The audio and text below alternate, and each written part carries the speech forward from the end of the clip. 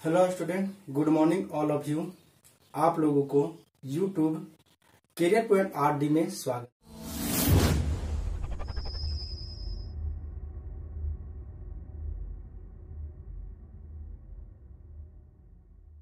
है। अभी हम भारत के भौतिक स्वरूप की जानकारी प्राप्त कर रहे हैं, जिसमें भारत के उत्तरी पर्वतीय क्षेत्र के बारे में देख रहे हैं। और उत्तरी पर्वतीय क्षेत्र को 3 भागों में बांटा गया था: ट्रांस हिमालय, मध्य हिमालय और उत्तर पूर्वी या पूर्वांचल हिमालय। तो हम लोग ट्रांस हिमालय के बारे में जानकारी प्राप्त कर चुके हैं और अभी हम महान हिमालय के बारे में जानकारी प्राप्त कर रहे हैं। तो महान हिमालय को 3 भागों में बांटा गया है: बृहद हिमालय, मध्य हिमालय और शिवालिक हिमालय। तो हम लोग बृहद हिमालय की जानकारी प्राप्त कर चुके हैं और आज हम लोग मध्य हिमालय के बारे में जानकारी प्राप्त करेंगे। तो चलिए देखते हैं कि मध्य हिमालय में क्या होता है। तो देखिए, मध्य हिमालय, लघु हिमालय या रेसर हिमालय, यानी मध्य हिमालय को हम 3 नामों से जानते हैं: मध्य हिमालय, लघु हिमालय और लेसर हिमालय के नाम से जानते हैं। तो मध्य हिमालय जो हिमालय की ऊंचाई, मध्य हिमालय जो हिमालय की ऊंचाई या स्थिति दोनों ही दृष्टिकोण से मध्य श्रेणी है।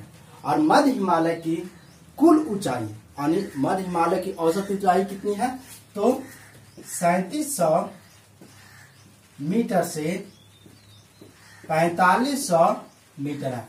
यानी मध्य हिमालय की औसत ऊंचाई कितनी है? 3700 मीटर से 4500 मीटर के बीच, यानी इसकी ऊंचाई है।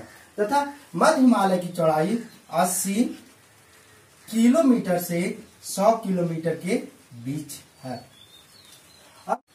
बृहद हिमालय और मध्य हिमालय में अनेक घाटियां पाई जाती हैं। अर्थात बृहद हिमालय और मध्य हिमालय में अनेक घाटियां पाई जाती है। देखिए, बृहद हिमालय है, ये मध्य हिमालय, इसमें अनेक घाटियां पाई जाती है। मध्य हिमालय में अनेक घाटियां पाई जाती हैं, जिसे कश्मीर घाटी, लाहुल, स्पीति घाटी या कुल्लू कांगड़ा घाटी। यानी जो मध्य हिमालय में अनेक घाटियां पाई जाती है, किसमें? बृहद हिमालय और मध्य हिमालय के बीच में कश्मीर घाटी, लाहुल स्पीति घाटी, कुल्लू कांगड़ा घाटी। तथा मध्य हिमालय के अल्पाइन चारागाह, यानी मध्य हिमालय के अल्पाइन चारागाह पाए जाते हैं। कहा? मध्य हिमालय में ही। और इस अल्पाइन चारागाह को कश्मीर घाटी में मर्ग, जैसे गुलमर्ग या सोनमर्ग के नाम से जाना जाता है। किसे? अल्पाइन चारागाह जो पाई जाती है उसे कश्मीर घाटी में गुलमर्ग या सोनमर्ग के नाम से जाना जाता है। तथा इसी चारागाह को उत्तरांचल में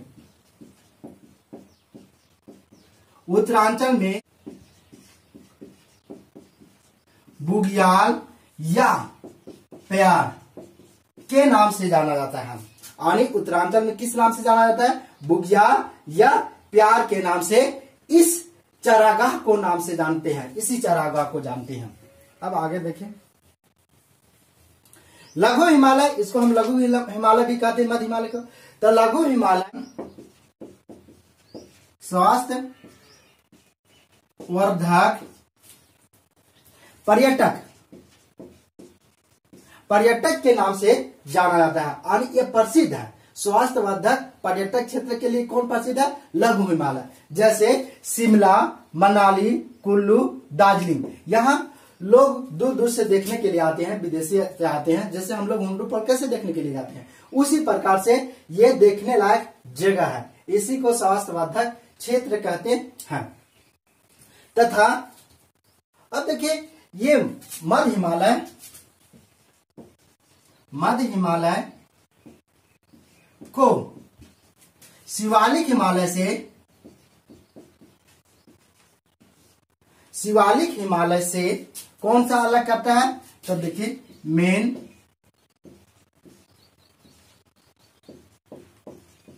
बाउंड्री फॉल्ट।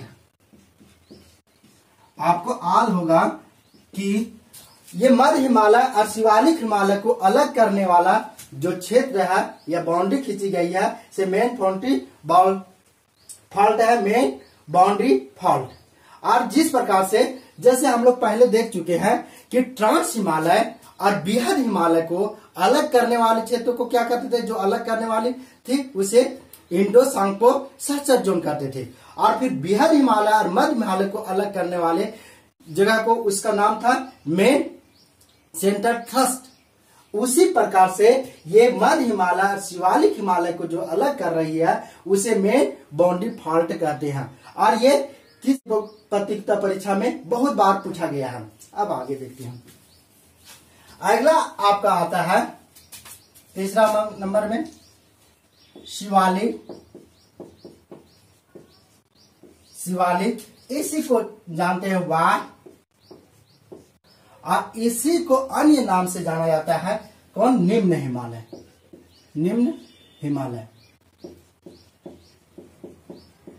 यानी जो तीसरा नंबर में है शिवालिक हिमालय, वाय हिमालय या निम्न हिमालय के नाम से इसे जाना जाता है। किसे? इसे जाना जाता है। अब देखिए ये है शिवालिक हिमालय। सो हिमालय की सबसे निचली श्रेणी है। देख रहे सबसे ऊपरी श्रेणी कौन है? बृहद हिमालय, उसके बाद मध्य हिमालय और उसके बाद शिवालिक हिमालय। तो शिवालिक हिमालय है जो हिमालय की सबसे निचली श्रेणी है। और इसकी ऊंचाई यानी शिवालिक हिमालय की औसत ऊंचाई कितनी है? तो देखिए 900 मीटर से 1200 मीटर तक है। और इसकी ऊंचाई शिवालिक हिमालय की ऊंचाई 900 से 1200 मीटर तक ही है। और इसकी चौड़ाई है आपका 10 किलोमीटर से लेकर 50 किलोमीटर तक। यानी 10 किलोमीटर से लेकर 50 किलोमीटर तक चौड़ाई किसकी है? शिवालिक हिमालय।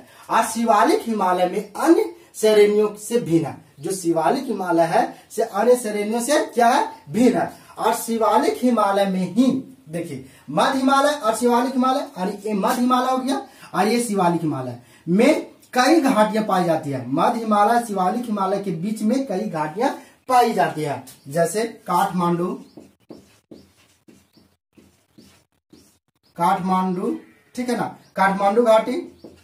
यानी ये काठमांडू घाटी हुआ। इस 11 घाटी पाई जाती है। अन्य घाटी पश्चिमी दून या द्वार, पश्चिमी दून या द्वार। यानी काठमांडू घाटी और पश्चिमी दून या द्वार, जैसे देहरादून दून, कोटा दून, उसके बाद पाटली दून या हरिद्वार। ये सब कहां पाया जाता है? तो ये मध्य हिमालय और शिवालिक हिमालय के बीच में जो घाटी है उसी को काठमांडू घाटी, पश्चिमी दून या द्वार, जैसे में देहरादून, कोटा दून, पाटली दून और हरिद्वार है। अब आगे देखिए ये शिवालिक हिमालय, यानी ये शिवालिक हिमालय है जो खेती के लिए अत्यधिक संभावना है। यानी ये शिवालिक हिमालय में खेती के लिए अत्यधिक संभावना है, जिसके कारण लोग का वासना अधिक है। और यहाँ लोग अधिक रहते हैं। ये शिवालिक हिमालय में है। और शिवालिक हिमालय के सबसे निचले क्षेत्र को तराइन कहा जाता है। क्या कहा जाता है? तराइन कहा जाता है। यानी जिसे तराइन कहा जाता है किसे? शिवालिक हिमालय के नीचे में। तो हम ये महान हिमालय को पूरा खत्म कर चुके हैं। बृहद हिमालय पढ़ लिए महान हिमालय में, उसके बाद मध्य हिमालय भी खत्म कर दिए और शिवालिक हिमालय भी खत्म कर दिए। तो उत्तरी पर्वतीय क्षेत्र का को हम 3 भागों में बांटते थे। उत्तरी पर्वतीय क्षेत्र को कितने भागों में बांटा गया था? 3 भागों में। एक तो ट्रांस हिमालय, महान हिमालय और उत्तरी पूर्वी या पूर्वांचल हिमालय। तो अभी देखिए हम लोग आगे देखते हैं। अब तीसरा नंबर में आता है उत्तरी पूर्वी या पूर्वांचल हिमालय। और हम कौन सा पढ़ रहे हैं? तो उत्तरी पर्वतीय क्षेत्र को, उसमें हम तीसरा पार्ट पढ़ रहे हैं, उत्तरी पूर्वी पूर्वांचल हिमालय। अब देखिए उत्तरी पूर्वी पूर्वांचल हिमालय में देखिए क्या है। सो देखिए यहाँ पर है, यहाँ मेघालय है, आप जान रहे हैं यहाँ मेघालय, इस जगह मेघालय, यहाँ आप जान रहे हैं मेघालय। अब यहाँ गारो, खासी, जयंतिया आदि पर्वत है। और इसी को यहाँ मेघालय में ये भाषा भी है, गारो, खासी, जयंतिया भाषा भी है। अब देखिए यहाँ पर है मिकिर पहाड़ी, मिकिर, और ये असम में है स्थित। कहाँ स्थित है? मिकिर पहाड़ी है जो असम में स्थित है। ये भी बहुत बार पूछा जा चुका है। और यहाँ है नमचा बरवा,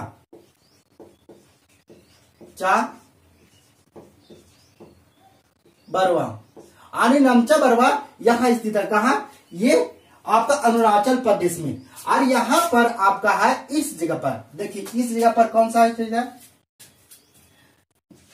पटकाई बूम, कहा स्थित है? यहाँ पर अरुणाचल प्रदेश में पटकाई बूम स्थित है। और यहाँ नागालैंड में नागा पहाड़ी स्थित है। कहा? कौन सा पहाड़ी स्थित है?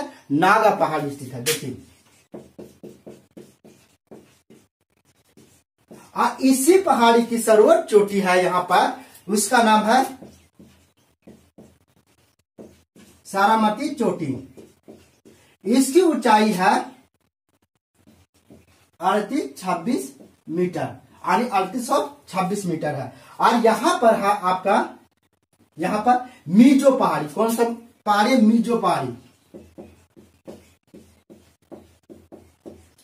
तो आप जान रहे हैं कि यहाँ पर है पटकाई बूम, कहाँ है? अरुणाचल प्रदेश में है। उसके बाद नागा पहाड़ी कहाँ है? तो ये नागालैंड में है। इसकी सर्वोच्च चोटी कौन सा है? सारामती चोटी।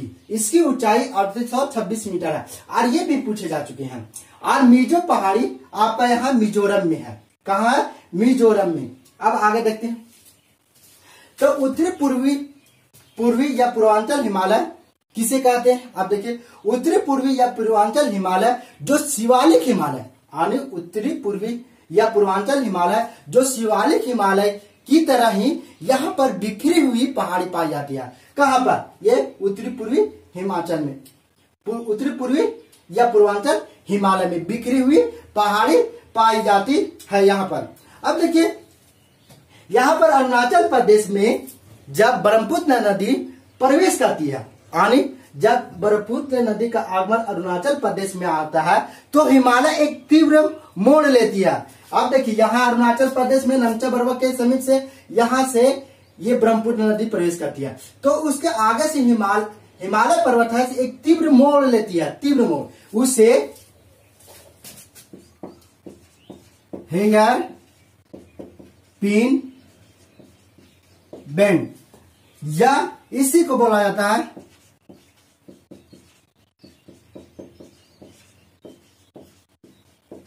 सिंथेटियल बैंड और हेयर पिन बैंड, इसी को बोला जाता है। अब देखिए आगे, ये उत्तरी पूर्वी हिमालय या पूर्वांचल हिमालय में अनेक निम्न पहाड़ियां हैं। तो कौन कौन पहाड़ियां हैं? तो देखिए पटकाई बूम है। कहाँ स्थित है पटकाई बूम? आपका है ये अरुणाचल प्रदेश। नागा पहाड़ी है। कहाँ स्थित है नागा पहाड़ी? तो आपका ये नागा पहाड़ी है सो नागालैंड में स्थित है। और मिजो पहाड़ी कहाँ? मिजोरम में। तो बोला गया है कि ये उत्तरी पूर्वी या पूर्वांचल हिमालय की सर्वोच्च चोटी कौन है? ये पूछा भी गया है कि उत्तरी पूर्वी या पूर्वांचल हिमालय की सर्वोच्च चोटी को क्या कहते हैं? तो उसका क्या नाम है? सारामती नाम है। और इसकी ऊंचाई कितनी है? 3826 मीटर है ऊंचाई। ठीक है। और जो नागा पहाड़ी में पाया जाता है। अब बोलता है कि ये उत्तरी पूर्वी हिमालय का जो भाग म्यांमार में, इधर म्यांमार में गया है, उसका नाम है आराकान ओमा। क्या नाम है इसका? आराकान ओमा। किसका? जो उत्तरी पूर्वी या पूर्वांचल हिमालय का जो हिस्सा है, सो ये म्यांमार में प्रवेश कर गया है, उसी को बोलते हैं आराकान ओमा। अब आगे देखिए, ये आपका उत्तरी पर्वतीय क्षेत्र है, से पूर्ण रूप से समाप्त हो गया। अब आगे हम देखते हैं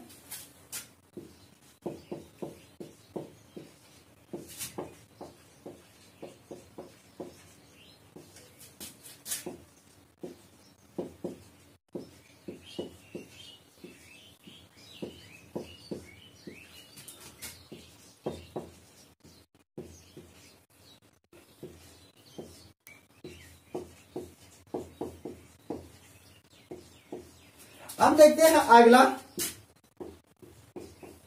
देखिए, हम ये देख रहे थे भौगोलिक दृष्टि से भारत को जो बांटा गया था, लेकिन ये भारतीय हिमालय के क्षेत्रीय या प्राकृतिक, जो देखिए भारतीय हिमालय के क्षेत्रीय या प्राकृतिक विभाजन कैसे होता है। तो भारतीय हिमालय के क्षेत्रीय या प्राकृतिक विभाजन जो विभिन्न नदियों के आधार पर किया गया है। कैसे किया गया? विभिन्न नदियों के आधार पर किया गया है। तो देखिए, हम इसको बांटते हैं।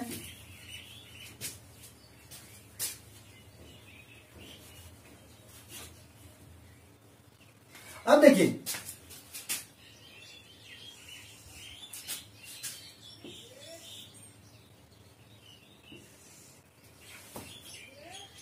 इसे कहते हैं, ये यहां सिंधु नदी है, यहां सतलज नदी। अब देखिए, यहां काली नदी है, काली नदी, यह इसी को कहते हैं घाघरा, घाघरा नदी। यह घाघरा नदी है, यह काली नदी, इसी को बोला जाता है। यहां पर है तीस्ता नदी, और यहां पर है ब्रह्मपुत्र नदी। तो हम जो भारतीय हिमालय का क्षेत्रीय विभाजन जो करते हैं, उसको कैसे बांटे हैं? नदियों के अनुसार, विभिन्न नदियों के अनुसार। तो देखिए, सिंधु नदी से सतलज नदी के बीच, अब सतलज नदी से काली नदी या घग्गर नदी के बीच, अब काली नदी से तीस्ता नदी के बीच, और तीस्ता नदी से ब्रह्मपुत्र नदी के बीच में। तो इस हिमालय को हम नदियों के अनुसार 4 भागों में डिवाइड करते हैं। कितने भागों में बांटे गए हैं? 4 भागों में। तो देखिए, कौन कौन भाग में बांटा गया है।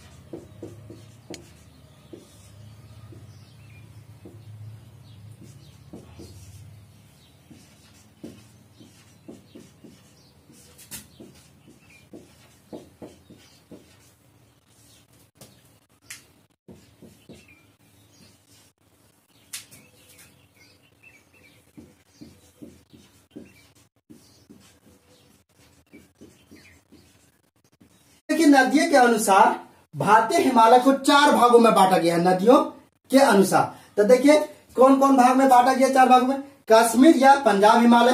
कौन?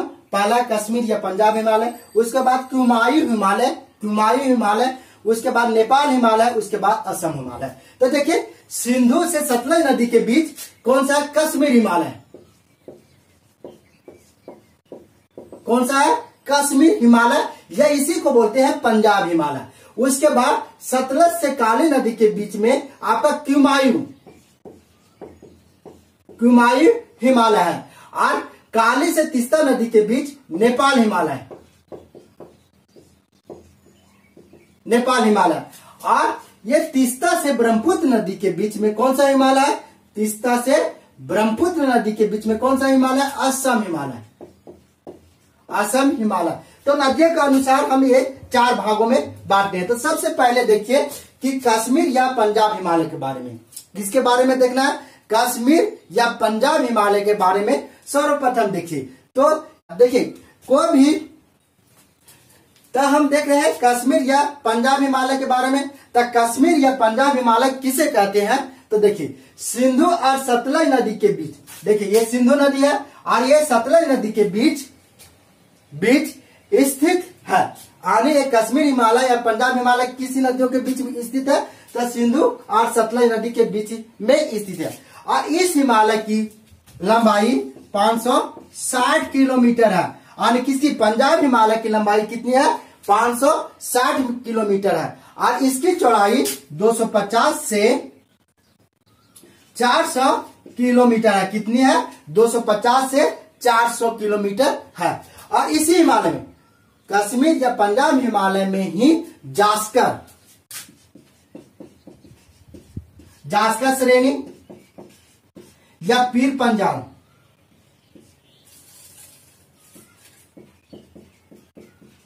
पंजाल श्रेणी किसमें है? किस हिमालय में स्थित है? तो कुमायूं हिमालय में। हम देख रहे थे जो भौगोलिक दृष्टि से भारत को बांटा गया था, तो ट्रांस हिमालय में हम देख रहे थे। ट्रांस हिमालय में जो श्रेणियां थी, तो कैसे श्रेणियां? काराकोरम श्रेणी थी, फिर उसके बाद लद्दाख था, उसके बाद हमारा था जास्कर, उसके बाद पीर पंजाल और उसके बाद धौलाधार। लेकिन यहाँ पर ये पंजाब हिमालय में हमारा कौन सा है? तो ये जास्कर श्रेणी और पीर पंजाल श्रेणी इसी में आते हैं। और विश्व प्रसिद्ध ग्लेशियर सियाचिन ग्लेशियर भी किसमें है? तो इसी में है, हमारा पंजाब हिमालय में। देख लिए पंजाब हिमालय। और दूसरा में है कुमायूं हिमालय। ये कुमायूं हिमालय, तो कुमायूं हिमालय का विस्तार ये सतलज नदी से काली नदी या घग्गर नदी के बीच है। कुमायूं हिमालय का विस्तार कैसे है? ये सतलज नदी से काली नदी या घग्गर नदी उसी बोलते हैं तक। इसकी जो लंबाई है, किसकी? कुमायूं हिमालय की लंबाई से कितनी है? तो उसकी लंबाई है 320 किलोमीटर। कितनी है? 320 किलोमीटर लंबाई किसकी है? कुमायूं हिमालय की। और ये कुमायूं हिमालय में जो पर्वत पाए जाते हैं, जैसे नंदा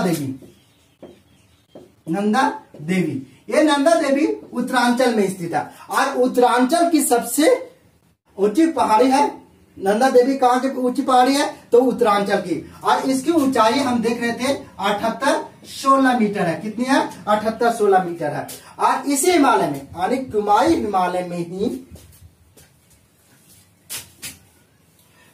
हिमालय में ही देखिए केदारनाथ पर है, बद्रीनाथ,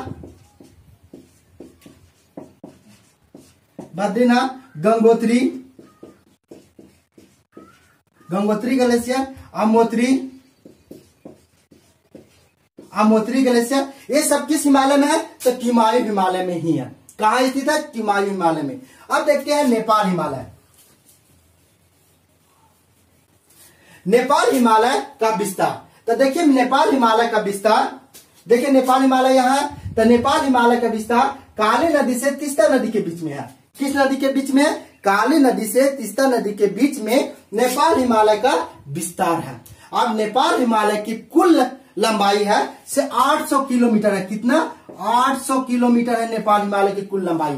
कितनी है? नेपाल हिमालय की कुल लंबाई 800 किलोमीटर है। और नेपाल हिमालय जो विश्व की सबसे ऊंची चोटी कहाँ है? इसी हिमालय में स्थित है। किसमें? नेपाल हिमालय। जैसे माउंट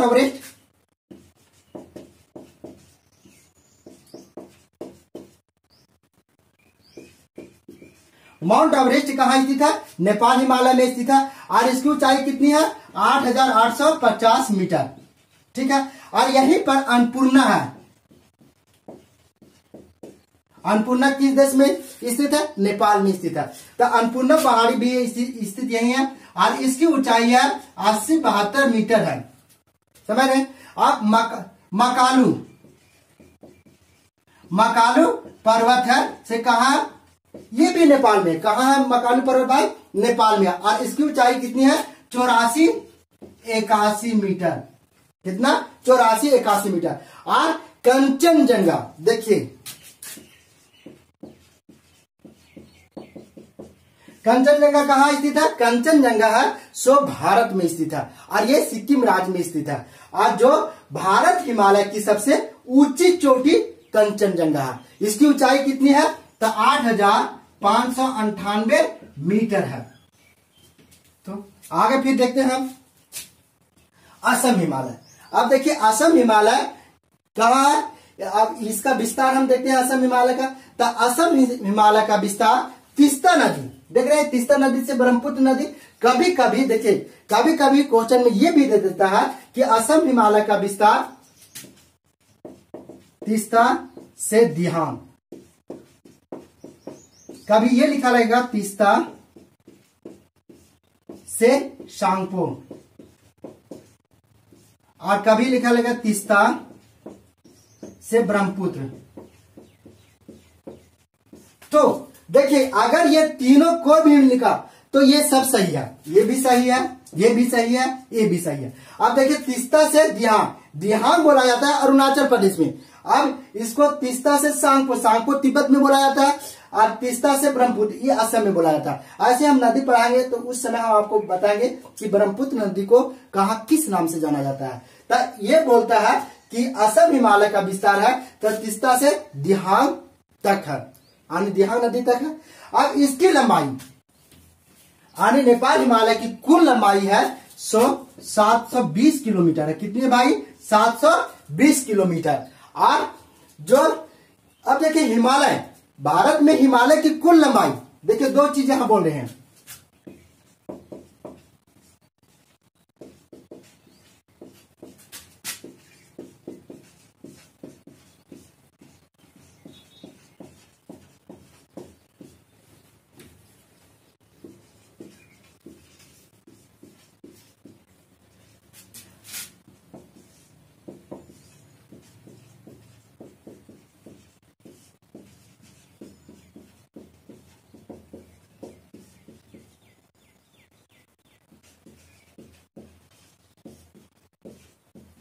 देखिए एक क्वेश्चन दोनों पूछे गए हैं। भारत में हिमालय की कुल लंबाई कितनी है? तो 2400 किलोमीटर। और अगर बोल दे कि हिमालय की कुल लंबाई कितनी है तब 2500, तो आप कहिएगा कि आखिर हिमालय की लंबाई 2500 कैसे है और भारत में हिमालय की लंबाई 2400 कैसे है? तो देखिए यहां हमारा जो हिमालय का पार्ट है से म्यांमार में भी प्रवेश करता है, तो ये 100 किलोमीटर बढ़ जाता है। तो इसीलिए ये 100 किलोमीटर यानी हिमालय की कुल लंबाई कितनी है? 2500 किलोमीटर। और भारत में हिमालय की कितनी लंबाई है? 2400 किलोमीटर। और ऐसे भी हिमालय को जो हम 4 भागों में बांटे उसको भी देखिए। ये कश्मीर हिमालय या पंजाब हिमालय की लंबाई कितनी है? तो देखिए 560 किलोमीटर है, 560 किलोमीटर। अब देखिए इसका कुमायूं हिमालय की लंबाई कितनी है? 320 किलोमीटर। अब देखिए नेपाल हिमालय की लंबाई कितनी है? 800 किलोमीटर। और असम हिमालय की लंबाई कितनी है? तो 720 किलोमीटर। टोटल जोड़िएगा तो आपका 2400 किलोमीटर होगा। कितना होगा? 2400 किलोमीटर। तो अब देखिए इसमें इस हिमालय में सबसे लंबाई किस हिमालय की है? इस हिमालय में सबसे लंबाई किस हिमालय की है? तो देखिए नेपाल हिमालय की सबसे अधिक लंबाई है। जबकि सबसे कम लंबाई किस हिमालय की है? तो देखिए कुमायूं हिमालय की। ये दोनों पूछे गए हैं। थैंक यू दोस्तों, आज यहीं तक। हम अगले वीडियो में भारत का बृहद मैदान पढ़ेंगे। यानी भारत के भौतिक स्वरूप को 6 भागों में बांटा गया था, तो उसमें हम भारत के उत्तरी पर्वतीय क्षेत्र पढ़ चुके हैं। तो दूसरा नंबर में आता है भारत का बृहद मैदान। तो अगला वीडियो में हम भारत का बृहद मैदान पढ़ेंगे। और आप लोग के लिए अगले क्लास की तरह ही एक बार फिर आज आप लोग के समक्ष 10 प्रीवियस क्वेश्चन लेकर आया हूं। तो देखिए सबसे पहले भारत में जलीय या समुद्री सीमा से सटे देशों की संख्या कितनी है? भारत में जलीय या समुद्री सीमा से सटे देशों की संख्या कितनी है? तो ये बोल रहा है कि भारत के समुद्री या जलीय सीमा का ये समुद्री सीमा से सटे देशों की संख्या कितनी है? तो कितनी देशों की संख्या है आप ही बताइए। तो देखिए हम बता देते हैं कितनी है। 7 है। कौन कौन है? तो देखिए यहाँ पाकिस्तान है, मालदीव यहाँ है, श्रीलंका यहाँ है, इंडोनेशिया यहाँ है, ठीक है, थाईलैंड यहाँ है, म्यांमार यहाँ है और बांग्लादेश यहाँ है। जलीय सीमा से कितने देश सटे हुए हैं? 7 सटे हुए हैं। और अगर स्थलीय सीमा से सटे पड़ोसी देशों की संख्या कितनी है? 7 उसका भी है। कौन कौन है? तो देखिए पाकिस्तान, अफगानिस्तान, चीन, नेपाल, भूटान, म्यांमार, बांग्लादेश। और जलीय सीमा और समुद्री सीमा से सटे देशों की संख्या कितनी है? 7 उसका भी है। कौन कौन था? एक बार फिर देख लीजिए, Pakistan, Maldives, Sri Lanka, Indonesia, Thailand, Myanmar और बांग्लादेश। दूसरा क्वेश्चन देखिए, दूसरा में है भारत में जलीय एवं स्थलीय सीमा से लगे देशों की संख्या कितनी है? अब बोलता है कि भारत में जलीय और स्थलीय से लगे देशों की संख्या कितनी है? तो स्थलीय, स्थल से मतलब भारत के स्थल से भी सटा हुआ और समुद्र से या जल से सटा हुआ देशों की संख्या 3 है। कितनी है?